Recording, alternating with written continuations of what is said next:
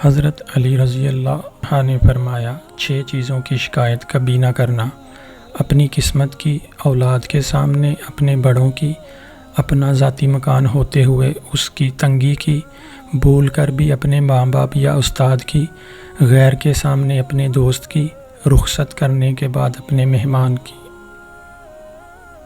علی حق کی آواز ہے، علی حق کا ارادہ ہے، علی توکل ایمان ہے، علی مولود کعبہ ہے، علی کے ہم فضائل کو بیان کر ہی نہیں سکتے، کوئی جتنا بیان کر لے علی اس سے زیادہ ہے۔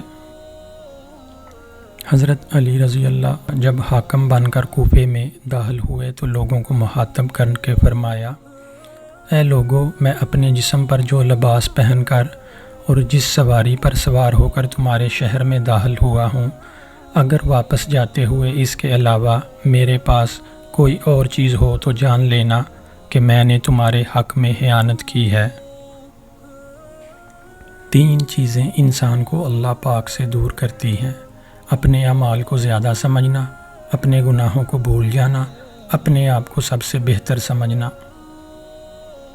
فرمان حضرت علی: بیوقوف ترین انسان وہ ہے جو اپنی بد کلامی پر فخر کرے۔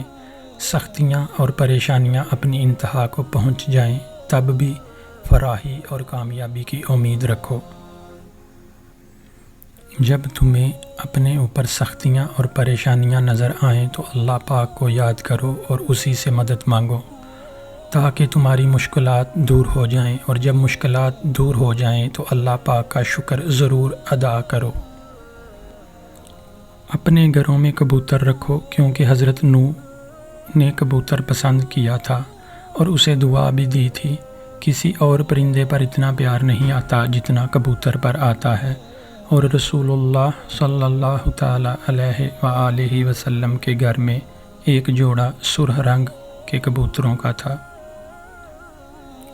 اس شخص کو دوست مت بناؤ جو کسی محفل میں آپ کو شرمندہ کرنا چاہے، وہ مذاق میں ہی کیوں نہ ہو۔ ہمیشہ ایسے شخص کو چنا کرو جو آپ کو عزت دے، کیونکہ عزت محبت سے کہیں زیادہ خاص ہوتی ہے۔ پریشانی میں مذاق اور خوشی میں طعنہ مت دو، کیونکہ اس سے رشتوں میں موجود محبت ختم ہو جاتی ہے۔ علم تمہیں راہ دکھاتا ہے اور عمل تمہیں مقصد تک پہنچاتا ہے۔ اپنا کردار بنانے میں اتنا مشغول ہو جاؤ کہ دوسروں پر تنقید کرنے کا وقت ہی نہ ملے۔